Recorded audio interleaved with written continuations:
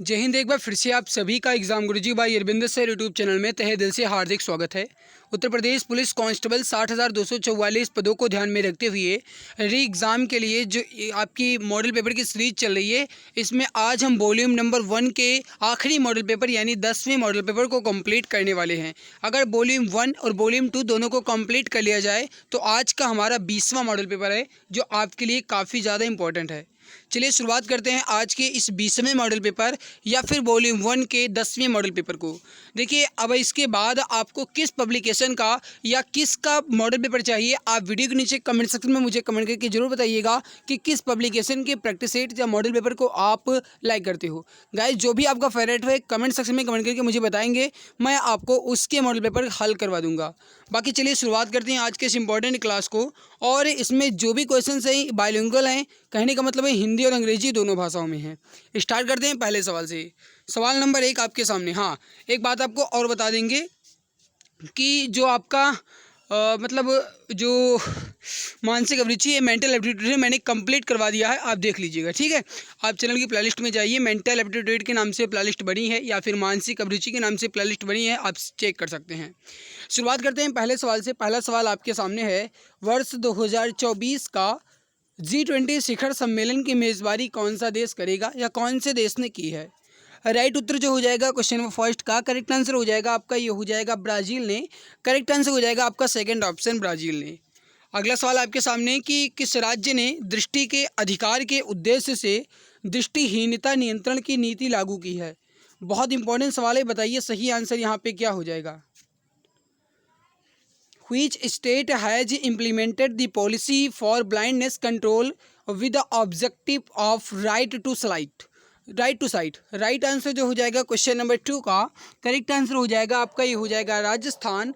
Correct answer हो जाएगा option number 3 Rajasthan, जो कि क्षेत्रफल की दृष्टि से सबसे बड़ा राज्य माना जाता है।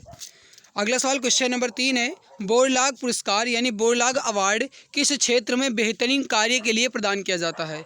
बोरलाग अवार्ड या फिर बोरलाग जो पुरस्कार है, ये किस क्षेत्र में दिया जाता है? Question number 3। This question is very important guys, बताइए राइट आंसर यहाँ पे क्या हो जाएगा। सही आंसर हो जाएगा आपका, ये हो जाएगा कृषि और पर्यावरण के क्षेत्र में, एग्रीकल्चर एंड एनवायरनमेंट के क्षेत्र में बोरलाग अवार्ड को दिया जाता है। राइट आंसर हो जाएगा आपका ऑप्शन नंबर ए। अगला सवाल आपके सामने है, सवाल समझने की कोशिश कीजिएगा। सवाल क्या कह रहा है कि मेट्रो ट्रांजिट सिस्टम को बाधित करने वाली हैकिंग गतिविधियों के परिणामों को कौन सा संघीय कोड लागू करता है? सवाल फिर से समझिए थोड़ा सा। सवाल है कि मेट्रो ट्रांजिट सिस्टम को बाधित करने वाली हैकिंग गतिविधियों के परिणामों को कौन सा संघीय कोड लागू करता है? राइट उत्तर हो जाएगा क्वेश्चन नंबर 4 का ऑप्शन नंबर 3 करेक्ट आंसर हो जाएगा। सही आंसर हो जाएगा साइबर सुरक्षा अधिनियम 2002। करेक्ट आंसर हो जाएगा ऑप्शन नंबर 3। अगला सवाल आपके सामने है कि संगीत यंत्र सितार किसका मिश्रण है? संगीत यंत्र सितार जो है किसका मिश्रण है, इसका आंसर आप बताएंगे question number 5। This question is very important guys. Right उत्तर जो हो जाएगा आपका यहाँ पे, जो भी हमारे प्यारे भाई बहन बता रहे हैं कि जो संगीत यंत्र है सितार या इंस्ट्रूमेंट जो सितार है, ये किसका मिश्रण है? राइट आंसर हो जाएगा आपका, ये हो जाएगा बीड़ा और तंबूरे का। राइट उत्तर हो जाएगा ऑप्शन 3।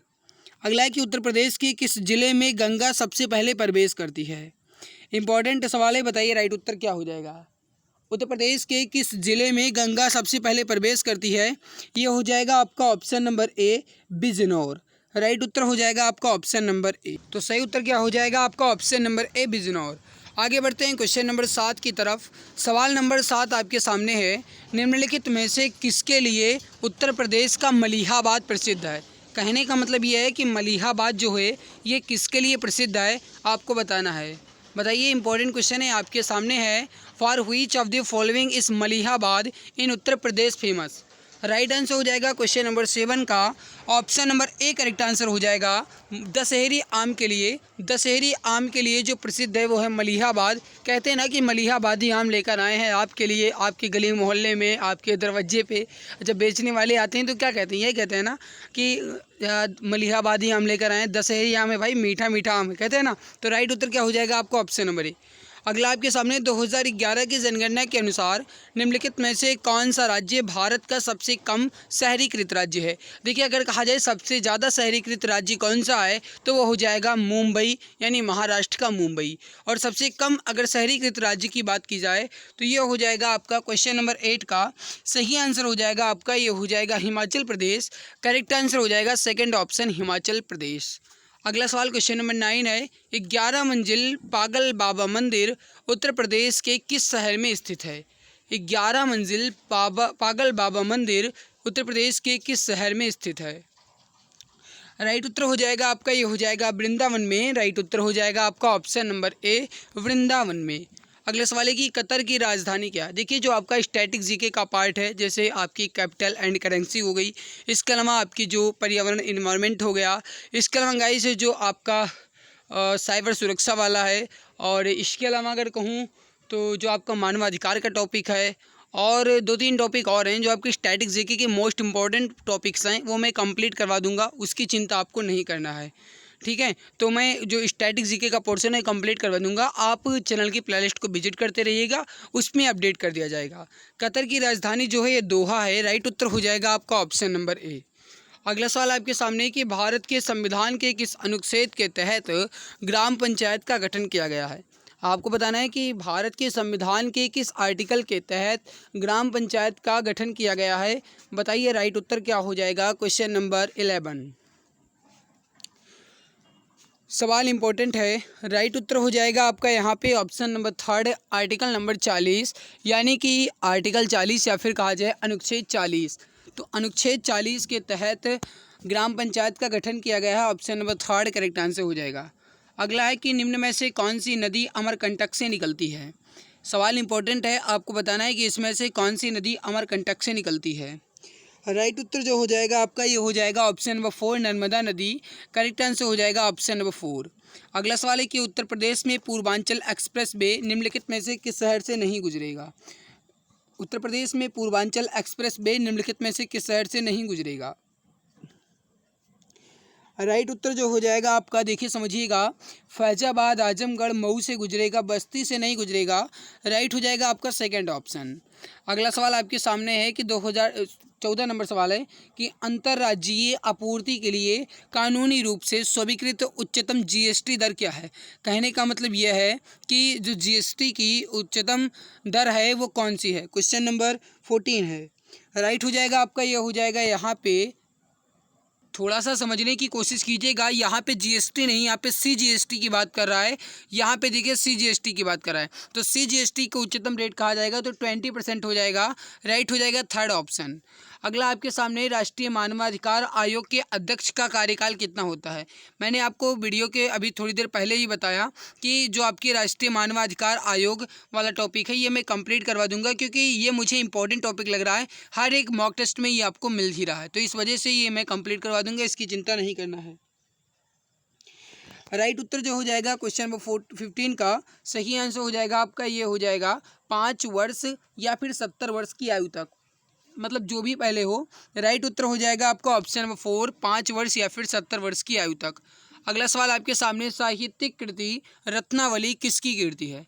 साहित्यिक कृति रत्नावली जो है किसकी कृति है। Question number 16। कहने का मतलब है रत्नावली जो है किसने लिखा है।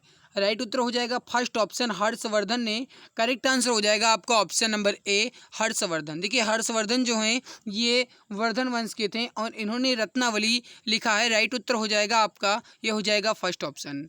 अगला सवाल आपके सामने, सवाल समझने की कोशिश कीजिएगा, this question is very important guys. बताइए राइट आंसर यहाँ पे क्या होगा।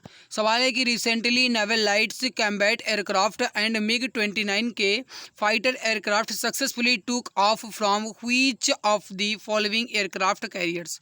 कहने का मतलब यह है कि हाल ही में नोबेल लाइट कॉम्बैक्ट एयरक्राफ्ट और MiG-29 के लड़ाकू विमान ने निम्नलिखित में से किस विमान वाहक पोत से सफलतापूर्वक उड़ान भरी। राइट उत्तर हो जाएगा आपका, ये हो जाएगा INS विक्रांत। करेक्ट आंसर हो जाएगा थर्ड ऑप्शन। अगला है कि मांसपेशियों में ऐंठन जो है ये किस एसिड के कारण होती है। देखिए समझिएगा मेरे प्यारे भाई, अगर कहा जाए कि थकान आपको महसूस क्यों होती है, अब आप कहोगे भाई काम करते हैं तो थकान महसूस होती है। मेरे प्यारे भाई वो तो बात सही है कि काम करने के बाद थकान महसूस होती है, लेकिन अगर कहा जाए थकान महसूस होने का कारण क्या है, तो ध्यान रखना लैक्टिक एसिड जो है आपका ये आपके शरीर में इकट्ठा हो जाता है। जब लैक्टिक एसिड शरीर में इकट्ठा हो जाएगा तब आपको थकान महसूस होगी। राइट उत्तर हो जाएगा आपका, ये हो जाएगा सेकंड ऑप्शन। अगला सवाल है कि उष्णकटिबंधीय वर्षा वन की साइलेंट घाटी डैश को में पाया जाता है। कहने का मतलब यह है कि साइलेंट घाटी जो है जो कि उष्णकटिबंधीय वर्षा वन की है, ये किस राज्य में पाया जाता है। क्वेश्चन नंबर 19 राइट आंसर हो जाएगा आपका, ये हो जाएगा यहाँ पे फर्स्ट ऑप्शन केरल में। तो यहाँ पे राइट उत्तर हो जाएगा आपका first option Kerala, option A correct answer हो जाएगा। नेक्स्ट सवाल है आपके सामने, किस देश को पूर्व का मोती के नाम से जाना जाता है। Which country is known as pearl of the east. बताइए राइट आंसर क्या होगा। सही उत्तर हो जाएगा, ये हो जाएगा Sri Lanka. Option number 4 correct answer हो जाएगा श्रीलंका। अगला सवाल क्वेश्चन नंबर 21 है आपके सामने, सवाल समझने की कोशिश कीजिएगा। सवाल है कि which of these committees was formed to reform the banking sector. इनमें से किस समिति का गठन बैंकिंग क्षेत्र में सुधार हेतु किया गया था। राइट उत्तर हो जाएगा आपका, ये हो जाएगा नरसिम्हन समिति। करेक्ट आंसर हो जाएगा थर्ड ऑप्शन नरसिम्हन समिति। अगला है कि बंगाल विभाजन के बाद निम्नलिखित में से किस तिथि को शोक दिवस के रूप में मनाने की घोषणा की गई थी। After the partition of Bengal which of the following dates was announced to be celebrated as a day of mourning. Right answer जो हो जाएगा क्वेश्चन नंबर 22 का, ये हो जाएगा सही आंसर 16 अक्टूबर 1905, क्योंकि बंगाल विभाजन जो है ये 5 मई 1905 में हुआ था और 16 अक्टूबर 1905 से शोक दिवस मनाने की घोषणा की गई। राइट आंसर हो जाएगा थर्ड ऑप्शन। अगला है कि किस समिति को भारतीय राज्य समिति के नाम से भी जाना जाता है। आपको बताना है कि इसमें से किस समिति को भारतीय राज्य समिति के नाम से भी जाना जाता है। क्वेश्चन नंबर 23 राइट उत्तर जो हो जाएगा आपका, यहाँ पे जो भी हमारे प्यारे भाई बहन मित्र बता रहे हैं, ऑप्शन नंबर 3 बटलर समिति को। ऑप्शन नंबर 3 करेक्ट आंसर हो जाएगा। अगला है कि मसाई जनजाति कहाँ पाई जाती है। क्वेश्चन नंबर 24 है, मसाई जनजाति कहाँ पाई जाती है। सही आंसर हो जाएगा आपका यहाँ पे, ये हो जाएगा अफ्रीका में। करेक्ट आंसर हो जाएगा थर्ड ऑप्शन अफ्रीका में। अगला है कि आंतरिक सुरक्षा अधिनियम किस वर्ष पारित किया गया था। देखिए मैं आपको एक बात बता दूं कि जो आपका टॉपिक है जैसे मॉडल पेपर वाला, ये मैंने हर एक समय ध्यान रखा है कि कम से कम समय में अधिक से अधिक क्वेश्चंस कंप्लीट करवा दूं। इसी वजह से गाइस मैं बहुत जल्दी क्लास कंप्लीट करवाता हूं। हमारा टारगेट है जो भी मित्र हमारे साथ जुड़े हैं मैं उन सभी के सिलेक्शन में अपना भूमिका निभा पाऊँ, और इसकी वजह से गाइस जो आपका समय है उसको भी मैं बचत कर पाऊँ, और इसीलिए मैं जो भी सवाल है वो जल्दी जल्दी कंप्लीट करवाने की कोशिश करता हूँ ताकि हम कम समय में अपने सभी प्रश्नों को कवर कर पाएँ। देखिए आंतरिक सुरक्षा अधिनियम जो है 1971 में पारित किया गया था, यानी 1971 में। राइट उत्तर हो जाएगा थर्ड ऑप्शन। अगला है कि संयुक्त राष्ट्र मानवाधिकार परिषद का मुख्यालय कहाँ है। Where is the headquarters of United Nation Human Right Council located. Right answer हो जाएगा 26 नंबर सवाल का, ये हो जाएगा जेनेवा में। करेक्ट आंसर हो जाएगा फर्स्ट ऑप्शन जेनेवा में। अगला सवाल है कि निम्नलिखित में से कौन मोहिनीअट्टम नृत्य के साथ संबंधित है। देखिए मोहिनीअट्टम जो है ये आपका केरल का है, और मेरे प्यारे भाई इसमें अगर कहा जाए तो मोहिनीअट्टम से संबंधित जो है ये हो जाएगा आपका जयप्रभा मेनन। करेक्ट आंसर हो जाएगा 4 ऑप्शन जयप्रभा मेनन। इसके अलावा जो यामिनी कृष्णमूर्ति हैं ये भरतनाट्यम से, इस बात को ध्यान रखिएगा, ये पूछा जा सकता है कि यामिनी कृष्णमूर्ति किस शास्त्रीय नृत्य शैली से संबंधित हैं, तो वो हो जाएंगी भरतनाट्यम से। जबकि जयप्रभा मेनन जो हैं ये हो जाएंगे मोहिनीअट्टम से।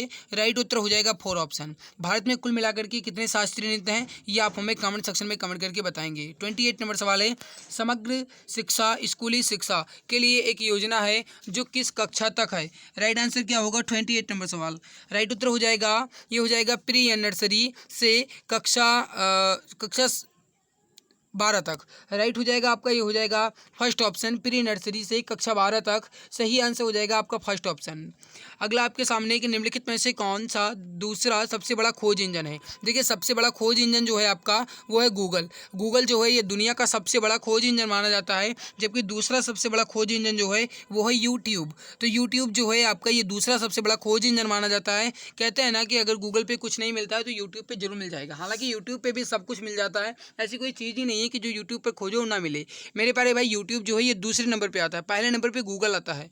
अगला आपके सामने सवाल क्या कह रहा है कि according to the population census 2011 what is the population density of Uttar Pradesh state. कहने का मतलब है कि जनसंख्या जनगणना 2011 के अनुसार उत्तर प्रदेश राज्य का जनसंख्या घनत्व कितना है। राइट उत्तर हो जाएगा आपका, ये हो जाएगा 829 प्रति वर्ग किलोमीटर। करेक्ट आंसर हो जाएगा थर्ड ऑप्शन 829 प्रति वर्ग किलोमीटर। कहने का मतलब ये होता है कि 829 व्यक्ति जो हैं वो प्रत्येक 1 किलोमीटर में रहते हैं। तो राइट आंसर हो जाएगा थर्ड ऑप्शन। अगला आपके सामने वह तापमान जिस पर फ़ारेनहाइट और सेंटीग्रेड दोनों पैमानों का मान समान होता है। बताइए सही आंसर यहाँ पे क्या हो जाएगा। The temperature at which both the Fahrenheit and centigrade scales have the same values. Right answer हो जाएगा 31 नंबर सवाल का, ये हो जाएगा second option -40 degree Celsius. Correct answer हो जाएगा आपका ऑप्शन नंबर बी।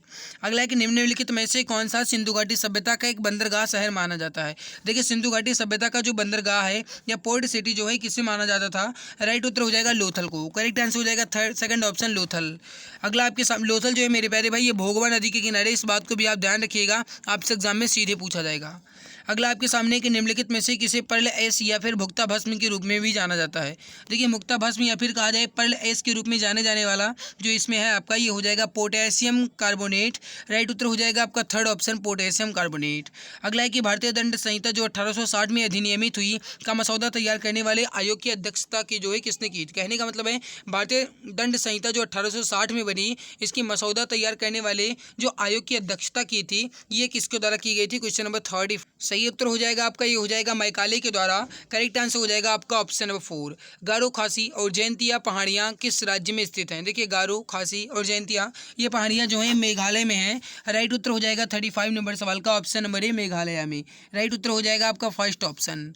अगला आपके सामने कि बैकरेल किसकी इकाई है। बैकरेल जो है किसकी इकाई है, बताइए सही आंसर क्या हो जाएगा। सही आंसर हो जाएगा रेडियो धर्मिता। देखिए रेडियो धर्मिता जो है बैकरेल में मापी जाती है। सही आंसर हो जाएगा फर्स्ट ऑप्शन। अगला आपके सामने उत्तर प्रदेश की सबसे लंबी नहर कौन सी है। क्वेश्चन इज इंपॉर्टेंट, बताइए राइट आंसर क्या होगा। सही आंसर हो जाएगा उत्तर प्रदेश की सबसे लंबी नहर कौन सी है। सही आंसर हो जाएगा शारदा नहर। शारदा नहर जो है उत्तर प्रदेश की सबसे लंबी नहर है। राइट उत्तर हो जाएगा 4 ऑप्शन। अगला सवाल जीके का लास्ट सवाल, सड़क यातायात शिक्षा संस्थान भारत के किस शहर में स्थित है। सड़क यातायात शिक्षा संस्थान भारत के किस शहर में स्थित है। 38 नंबर सवाल, बताइए राइट आंसर यहाँ पे क्या हो जाएगा। सही आंसर जो हो जाएगा आपका, ये हो जाएगा सेकंड ऑप्शन फरीदाबाद में। करेक्ट आंसर हो जाएगा आपका सेकंड ऑप्शन फरीदाबाद। गाइस यहाँ पे आपका जो बचता है अब ये बचता है मैथ, इसके अलावा रीजनिंग। तो मैथ रीजनिंग जो है आपका ये मॉडल पेपर कंप्लीट हो चुके हैं। अब मैं आपका ये मैथ और रीजनिंग भी कंप्लीट करवा दूंगा, इसकी चिंता आपको नहीं करना है। बाकी अभी जो आपका मैं स्टार्ट करने वाला हूँ वो आपका हिंदी है। हाँ अगर मैं कहूँ तो हिंदी और जीके जो है मैम के द्वारा करवाया जा रहा है। हिंदी जीके की बेहतरीन क्लास वो अलग से स्पेशल ले रही है आपके लिए। तो गाइस हिंदी और जीके की जो मैम के द्वारा क्लास करवाई जा रही है उसको बेहतरीन तरीके से आप देखिएगा, क्योंकि बहुत ही खतरनाक क्वेश्चंस वो लेकर आती हैं, बहुत ही बढ़िया क्वेश्चंस होते हैं। इस वजह से आप उस क्लास को जरूर देख लेना। मैं उसकी अलग से प्लेलिस्ट एक क्रिएट कर दूंगा, आप उसको देख लीजिएगा। यूपी पुलिस री एग्जाम हिंदी प्लस जीके के नाम से प्लेलिस्ट क्रिएट कर दूंगा, आप एक ही क्लास को क्रम के अनुसार देख सकते हैं। आइए हिंदी के सवाल को कंप्लीट करते हैं। उससे पहले मैं आपको बता दूं, अगर आप उत्तर प्रदेश पुलिस री एग्जाम की सीरियसली तरीके से तैयारी कर रहे हैं, कहने का मतलब ये है कि अगर आप चाह रहे हैं कि इस बार भी आपको वर्दी मिल जाए और सिलेक्शन आपका हो जाए, तो मेरे प्यारे भाई आपके लिए एक बहुत ही बेहतरीन ई बुक लाई गई है जिसका नाम है रामबाण ई बुक, जिसमें आपको GK UP GK Hindi math reasoning के सभी ओरिएंटेड क्वेश्चंस मिल जाएंगे। पूरे 418 पेज की ये ई बुक आपको मिल रही है। और ख़ास बात ये है कि इस पर अभी 60% का डिस्काउंट चल रहा है।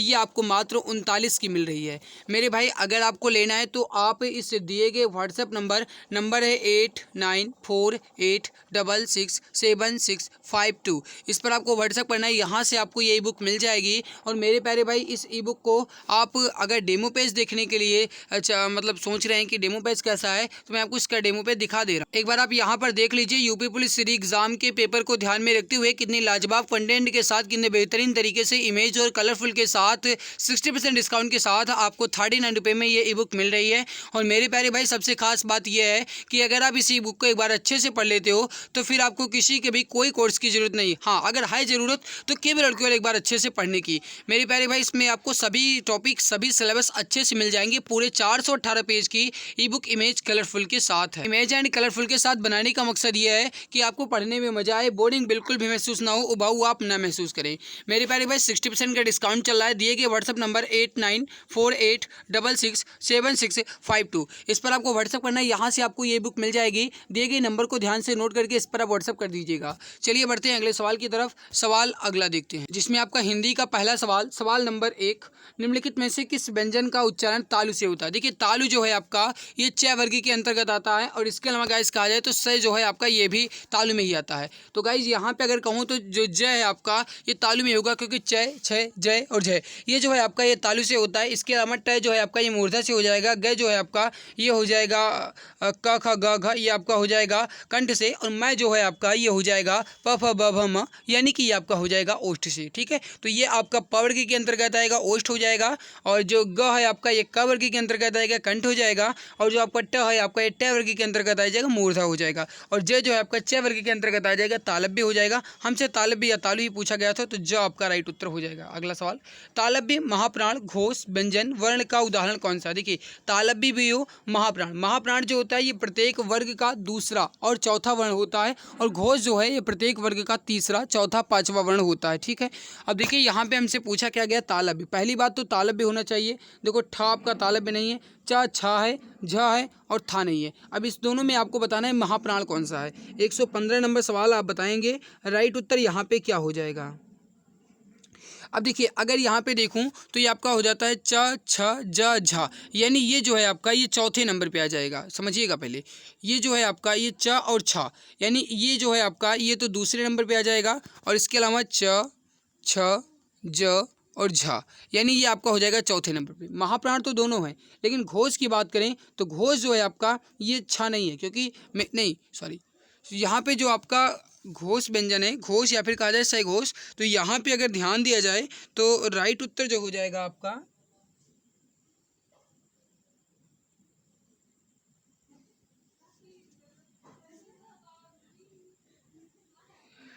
हाँ या राइट उत्तर जो हो जाएगा आपका ये हो जाएगा थर्ड ऑप्शन छ, क्योंकि गाइज यहाँ पे जो च और छ जो है आपका ये हो जाता है अल्प प्राण। ठीक है, सॉरी ये आपका महाप्राण तो हो जाता है, थोड़ा सा मिस्टेक हो गया, महाप्राण तो हो जाता है, लेकिन ये अघोष है ना। अघोष क्या होता है? आपका पहला दूसरा, प्रत्येक वर्ग का पहला दूसरा अघोष होता है, और प्रत्येक वर्ग का तीसरा चौथा पांचवा जो है सघोष होता है या फिर घोष होता है। तो हमसे घोष ही पूछा गया ना, तो झा आपका होगा। फिर से समझ लीजिए एक बार, थोड़ा सा कन्फ्यूज हो गए थे। देखिए ठ जो है आपका ये आ जाता है ट, ठ, ड, ढ, यानी आपका ट वर्ग में आता है, तो ये मूर्धन्य है। हमसे तालव्य पूछा गया, ये ऑप्शन पहले गलत। छ जो है आपका च वर्ग में आता है, तालव्य तो है। झ जो है आपका ये तालव्य तो है, और इसके अलावा था नहीं है, ये आपका तय वर्ग में आता है, और ये हो जाता है दंत। ठीक है, महाप्राण प्रत्येक वर्ग का दूसरा और चौथा वर्ण होता है, ये आपका हो जाता है दूसरा, और ये आपका झ जो है आपका हो जाता है चौथा। हमसे फिर घोष पूछा गया, घोष जो होता है ये प्रत्येक वर्ग का तीसरा चौथा पांचवा होता है। जो छ है आपका ये प्रत्येक वर्ग का दूसरे में आ रहा है, ये च वर्ग के दूसरे में आ रहा है, तो दूसरा जो है आपका ये अघोष हो जाता है, तो छ आपका अघोष हो जाएगा, झा आपका राइट उत्तर हो जाएगा। ठीक है, इस तरीके के सवाल को हल करना है। ऐसे ही 116 नंबर सवाल, जिस स्वर के उच्चारण में दो मात्राएं लगती हैं उसे आप क्या कहते हैं? जिस स्वर के उच्चारण में दो मात्राएं लगती हैं उसे आप क्या कहेंगे? राइट हो जाएगा, उसे हम गुरु स्वर कहेंगे। थर्ड ऑप्शन राइट हो जाएगा। मुझे बताओ कि तुम्हारा जन्म कब हुआ था, रचना के आधार पर वाक्य का प्रकार बताइए। मुझे बताओ कि तुम्हारा जन्म कब हुआ था।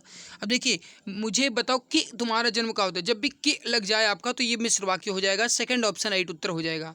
अगला है कि इनमें से स्त्रीलिंग शब्द कौन सा है? राइट उत्तर क्या हो जाएगा? 118 नंबर सवाल।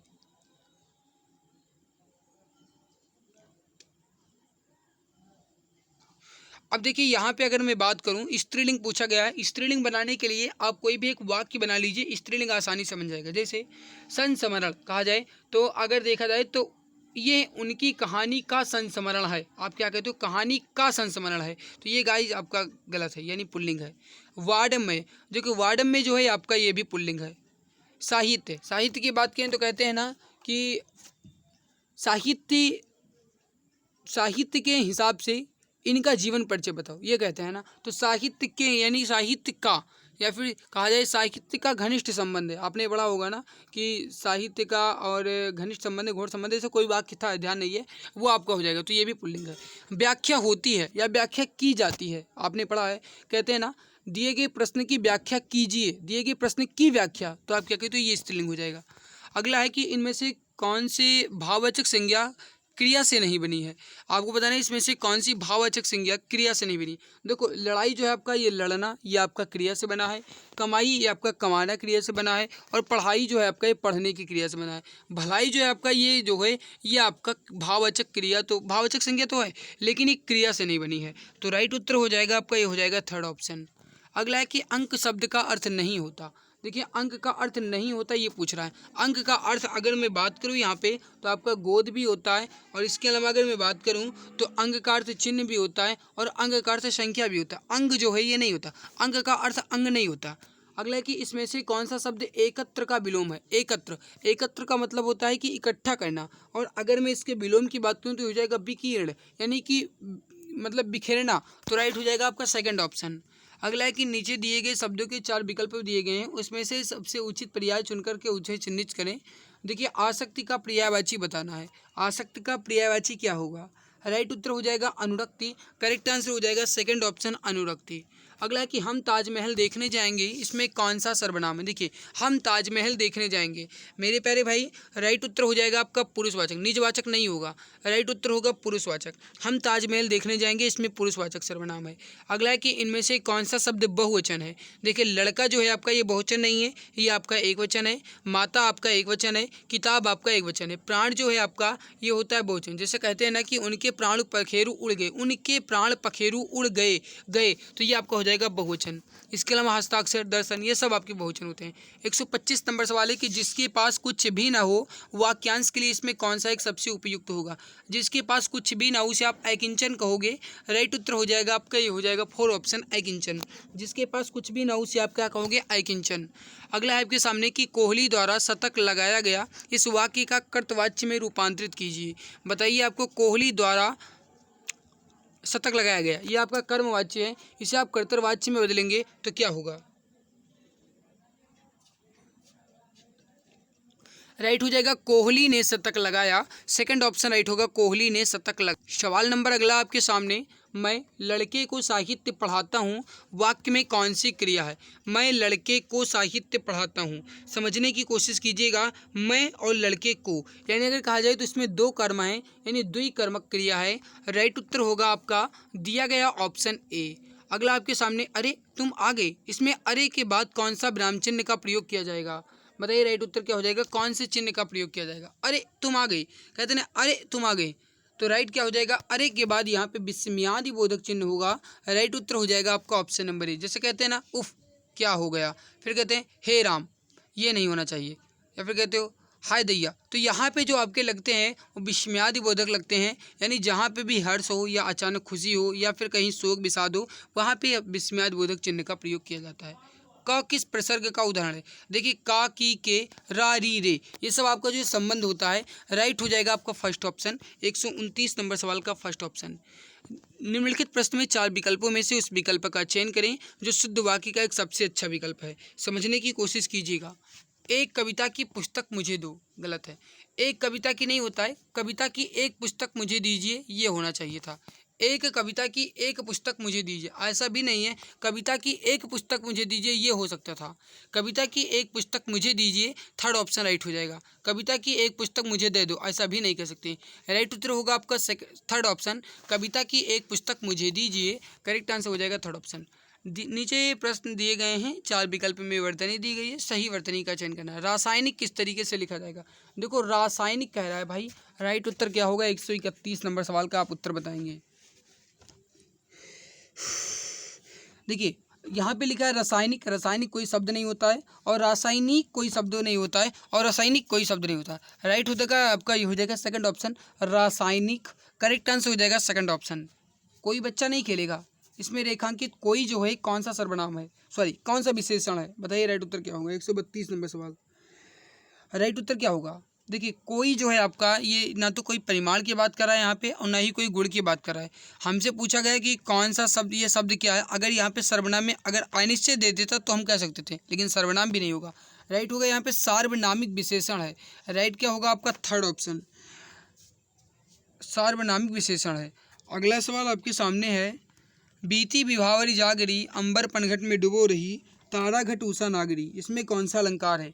बीती विभावरी जागरी, अंबर पनघट में डुबो रही, तारा घट उषा नागरी। सही उत्तर हो जाएगा यहाँ पे जो अलंकार है यह है रूपक अलंकार। राइट उत्तर हो जाएगा दिया गया ऑप्शन 4। अगला है कि नीचे दिए गए खाली स्थान को भरना है। छात्र डैश होकर कॉलेज में हड़ताल करवा रहे थे। छात्र डैश होकर कॉलेज में हड़ताल करवा रहे थे। छात्र जो हैं ये कॉलेज में हड़ताल क्यों करवा रहे थे? उद्दंड होकर। राइट क्या होगा आपका? ऑप्शन नंबर ए, उद्दंड होकर।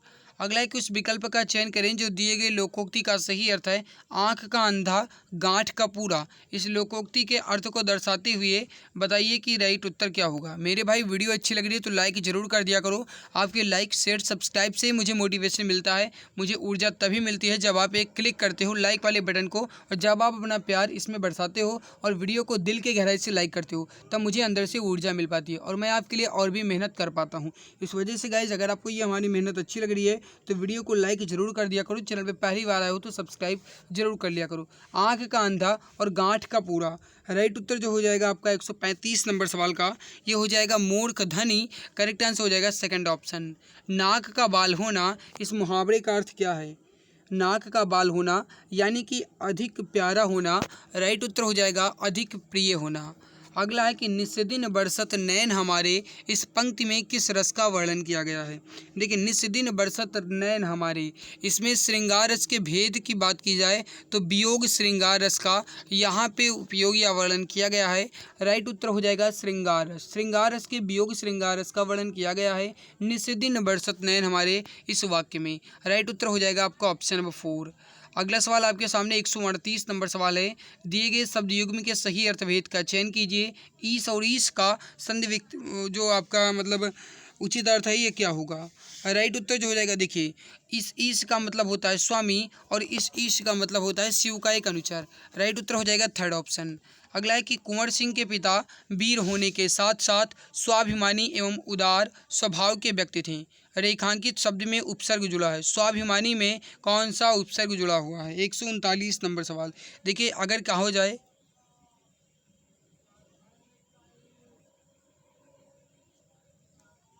तो स्वाभिमानी में स्व उपसर्ग जुड़ा हुआ है। स्व उपसर्ग आपका जो है स्वाभिमान में जुड़ा हुआ है और इसमें अभिमान जो है आपका मूल शब्द हो जाएगा। तो स्व आपका उपसर्ग है और अभिमान आपका जो है ये मूल स्वर हो जाएगा और ई जो है आपका ये प्रत्यय हो जाएगा। अगला है कि भक्षण शब्द में कौन सा प्रत्यय है? भक्षण शब्द में कौन सा प्रत्यय है? 140 नंबर सवाल। भक्षण में अन प्रत्यय है। राइट उत्तर हो जाएगा थर्ड ऑप्शन, अन प्रत्यय। अगला है कि पवनासन में कौन सा समास है? पवनासन में कौन सा समास है? राइट उत्तर हो जाएगा आपका ये हो जाएगा बहुब्रीहि समास। करेक्ट उत्तर हो जाएगा आपका ये हो जाएगा बहुब्रीहि समास। 141 नंबर सवाल का option number B correct answer आपका हो जाएगा। नीचे दिए गए गद्यांश को पढ़ करके सही उत्तर का चयन करना है। 142 से 146 तक गद्यांश को पढ़ना है। मैं एक बार इस गद्यांश को एक बार सरसरी नज़र से पढ़ देता हूँ। मैं आपको सजेस्ट करना चाहूँगा कि जब भी आप गद्यांश को पढ़ें, जब भी आप एग्ज़ाम देने जाएँ तो आप ध्यान दीजिएगा, अगर लंबा गद्यांश दिया गया है तो आपको गद्यांश नहीं पढ़ना है, लेकिन अगर छोटा गद्यांश दिया गया है तो गद्यांश को जरूर पढ़ना है। लंबा गद्यांश अगर दिया गया है तो डायरेक्ट क्वेश्चंस पे आना है, उसके बाद गद्यांश में सवाल को ढूंढना है। लेकिन अगर छोटा गद्यांश है तो गद्यांश को पहले पढ़ना जरूरी है। अब यहाँ पे अगर छोटा है तो भी, बड़ा है तो भी हमें गद्यांश पढ़ना ही पड़ेगा। पढ़ते हैं। स्वाधीनता मनुष्य का जन्मसिद्ध अधिकार है। मनुष्य को तो क्या, सृष्टि के छोटे बड़े सभी प्राणियों को एक अधिकार समान रूप से प्राप्त है। किसी भी प्रत्यक्ष अप्रत्यक्ष कारणों से या फिर इसके कारण से इसकी अप्राप्ति ही पराधीनता कहलाती है। पराधीनता में प्राणी की प्रवृत्तियां कुंठित होकर रह जाती हैं। कई बार तो पराधीनता का भाव व्यक्ति की सोचने समझने तक की शक्तियों का अपहरण कर लेता है। इसी कारण सब प्रकार के स्वर्ग सुख मिलने पर भी कोई प्राणी पराधीन बनकर रहना नहीं चाहता। सोने के पिंजरे में बंद तोता भी कभी सुखी नहीं रहता। इसी भावना से अनुप्राणित होकर अपने पंख और सिर बार बार पिंजरे की सलाखों से टकराता है ताकि उन्हें तोड़कर खुले आसमान में उड़ जाएं या सघन डालियों पर बैठकर उन्मुक्त मधुर स्वरों में गीत गाएं। जब एक अज्ञानी पक्षी में स्वाधीनता की इतनी तड़प दिखाई देती है तो फिर विद्वान, सजीव और सशक्त मनुष्य का तो कहना ही क्या। पराधीन व्यक्ति का अपना किसी प्रकार का व्यक्तित्व नहीं होता। इस दिए गए गद्यांश के अनुसार सवाल नंबर पहला इसमें है कि मनुष्य का जन्मसिद्ध अधिकार है, इसका मतलब क्या है? राइट उत्तर हो जाएगा 142 नंबर सवाल का, ये हो जाएगा स्वाधीनता। करेक्ट उत्तर हो जाएगा 4 ऑप्शन। सोने के पिंजरे की सलाखों से तोता किस भाव से प्रेरित होकर टकराता है? राइट उत्तर हो जाएगा 143 नंबर सवाल का, स्वतंत्र होकर पिंजरे से बाहर जाने के लिए। राइट उत्तर हो जाएगा फर्स्ट ऑप्शन। सवाल नंबर अगला, पराधीनता का भाव व्यक्ति की कौन सी शक्तियों का अपहरण कर लेता है। राइट उत्तर जो हो जाएगा 144 नंबर का, ये हो जाएगा थर्ड ऑप्शन, सोचने और समझने की। करेक्ट आंसर हो जाएगा थर्ड ऑप्शन। अगला है कि प्राणी की प्रवृत्तियां तब कुंठित हो जाती हैं जब, अभी गद्यांश को आपने पढ़ा कि प्राणी की जो प्रवृत्तियां हैं ये कुंठित हो जाती हैं जब वो पराधीन हो जाता है, यानी दूसरे के अधीन हो जाता है। राइट उत्तर हो जाएगा सेकंड ऑप्शन। पराधीन व्यक्ति की विशेषता क्या है, 146 नंबर सवाल है, पराधीन व्यक्ति की विशेषता क्या है। राइट हो जाएगा आपका थर्ड ऑप्शन, उसका अपना किसी भी प्रकार का कोई व्यक्तित्व नहीं होता। Option number third correct answer हो जाएगा। सवाल नंबर अगला, पहला ज्ञानपीठ पुरस्कार किस भाषा में दिया गया था। ज्ञानपीठ पुरस्कार जो है ये हिंदी के साहित्य के क्षेत्र में दिया जाने वाला सबसे बड़ा पुरस्कार माना जाता है, लेकिन सबसे पहले जो दिया गया था ये आपका दिया गया था मलयालम भाषा में। राइट उत्तर हो जाएगा फोर ऑप्शन। अगला कि इनमें से किस उपन्यास की पृष्ठभूमि आंचलिक है। देखिए आंचलिक या फिर कहा जाए कि जो आंचलिक उपन्यास है इसके सबसे ज़्यादा उपन्यासकार या सबसे जो फेमस उपन्यासकार हैं वो हैं फणीसर नाथ रेणु। फणीसर नाथ रेणु का महला आंचल जो है ये आपका आंचलिक उपन्यास है। राइट हो जाएगा थर्ड ऑप्शन। उदय प्रकाश इसमें से किस विधा के चर्चित लेखक हैं। 139 नंबर सवाल का राइट उत्तर हो जाएगा आपका, ये हो जाएगा कहानी। Option number A correct answer हो जाएगा कहानी। अगला सवाल है कि इनमें से घुमक्कड़ के रूप में प्रसिद्ध लेखक कौन है। देखिए घुमक्कड़ या फिर कहा जाए मेरे भाई कि घुमक्कड़ का जो लेखक है ये कौन है। राइट हो जाएगा यात्रा वृत्तांत के माने जाने राहुल सांकृत्यायन। करेक्ट आंसर हो जाएगा आपको ऑप्शन नंबर ए राहुल सांकृत्यायन। सो गाइस यहाँ पे आपके मैंने 150 सवाल जो दिए गए थे जिसमें हिंदी और जीके के मैंने कंप्लीट करवा दिए हैं। बाकी जो आपका रीजनिंग और मैथ बचता है ये भी आपका कंप्लीट हो जाएगा। अब आपको इसकी चिंता नहीं करना है। आज के ये 10वां मॉडल पेपर था मेरे भाई, और ये 10वां मॉडल पेपर आपके कंप्लीट हो चुके हैं। तो अब तक अगर कहा जाए वॉल्यूम 1 प्लस वॉल्यूम 2 दोनों को मिलाकर के हम 20 मॉडल पेपर कंप्लीट कर चुके हैं। और मेरे प्यारे भाई आई होप ये हमारी मेहनत भी आपको अच्छी लगी होगी। अगर अच्छी लगी तो वीडियो को लाइक और चैनल को सब्सक्राइब करना ये आपकी जिम्मेदारी है, ये आपका कर्तव्य बनता है कि आप हमें और भी ऊर्जा देने के लिए वीडियो को लाइक करें। तो मेरे प्यारे भाई वीडियो को लाइक जरूर कीजिएगा, और इसके अलावा वीडियो के नीचे कमेंट सेक्शन में कमेंट करके अपना फीडबैक जरूर शेयर कीजिएगा कि हमारी मेहनत आपको कैसी लगी। कि जब आपके अच्छे कमेंट्स आते हैं तो मुझे और भी ज़्यादा खुशी मिलती है। तो मेरे भाई आज की इस इंपॉर्टेंट बेहतरीन क्लास में इतना ही। मिलते हैं इसके बाद एक और नई बेहतरीन वीडियो में। तब तक के लिए खुश रहिए, मुस्कुराते रहिए, जी जान शिद्दत के साथ पढ़ाई करते रहिए। सारी PDF जो है मैं टेलीग्राम चैनल पर दे दूँगा। Exam Guruji by Arvind sir के नाम से टेलीग्राम चैनल बना हुआ है, वहाँ से आप इसकी PDF को ले लीजिएगा। और अगर आप चाहें तो रीजनिंग और मैथ को सॉल्व कर सकते हैं, अदरवाइज़ मैं सॉल्व करवाऊँगा। लेकिन अगर आप पहले खुद से इसको सॉल्व कर लें तो और अच्छा है, उसके बाद हमारे वीडियोस को देखें तो गाइज और अच्छा है। तो इस वजह से पहले आप इसके रीजनिंग मैथ को खुद से सॉल्व कर लीजिएगा, उसके बाद मैं इसको सॉल्व करवा दूंगा। तो आज की इस बेहतरीन लाजवाब वीडियो में जिंदा ही मिलते हैं इसके बाद एक और नई खास वीडियो में। तब तक के लिए जय हिंद, जय भारत, वंदे मातरम।